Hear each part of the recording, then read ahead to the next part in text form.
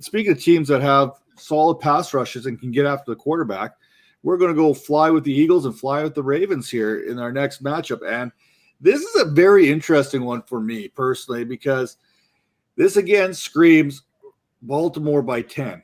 It screams this. But Lamar Jackson has not been Lamar Jackson.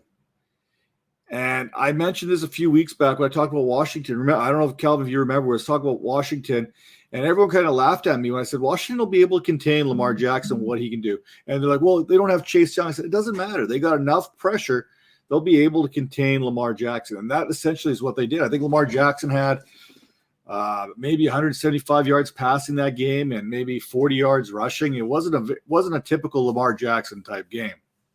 Well, the Eagles, speaking of the Washington Football Club, have a very solid front four as well, a very good defensive line that should be able to contain Lamar Jackson and make him a pocket passer. The only problem with that is they cannot cover.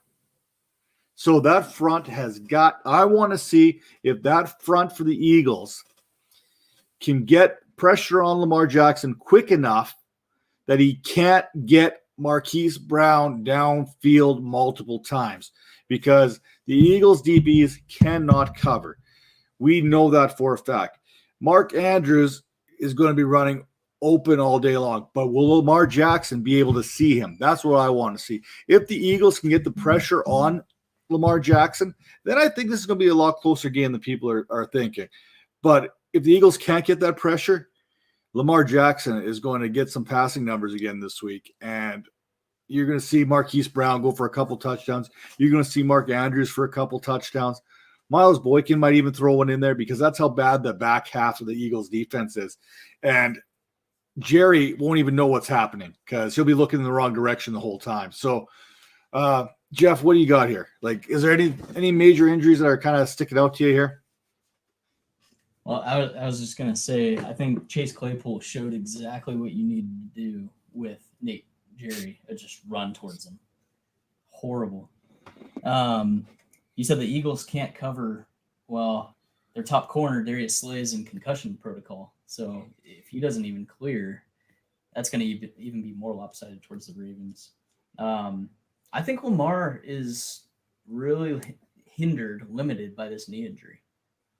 Last week was his lowest career rushing total that he's ever had. So I think you're right on point. If the Eagles can create enough pressure while still covering for long enough to get to Lamar, who may be less mobile, I think they have a shot. And I did this myself. I actually benched Lamar Jackson and put Justin Herbert in last week. That's where I'm at with Lamar Jackson right now. Calvin, what are you looking for in this match? Don't do that this week. He's on bye. Yeah, don't do that this week. So this is all.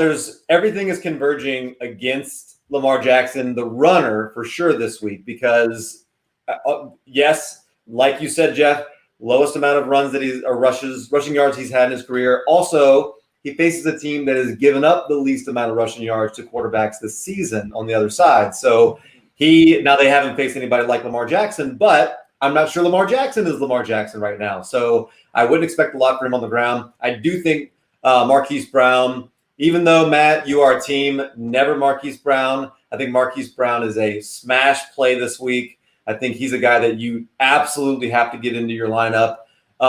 Some really interesting comments. So you mentioned Miles Boykin, and Miles Boykin has had an interesting year. So I was noticing that Miles Boykin was playing a lot at the beginning of the season, but not really getting a lot of targets.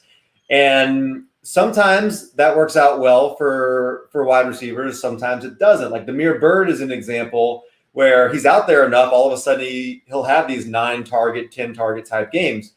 Well, there was interesting comments from John Harbaugh after the game. Wait, is it John or Jim? I think it's John, right? John Harbaugh? Yeah, John Harbaugh.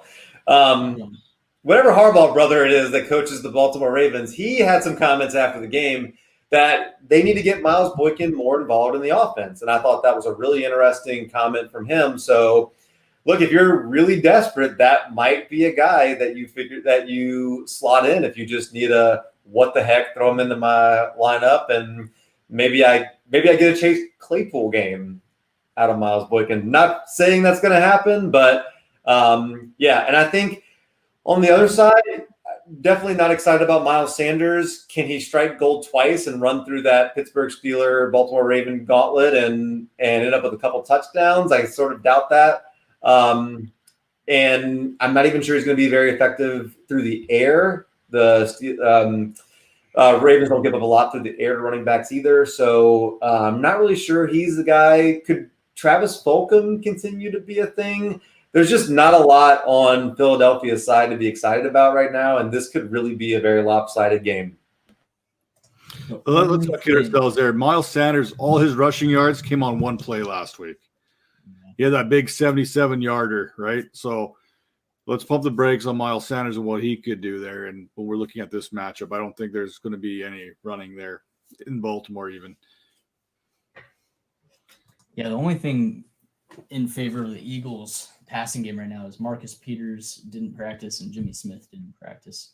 So for whatever reason, if they are out, then maybe Fulgham has a shot.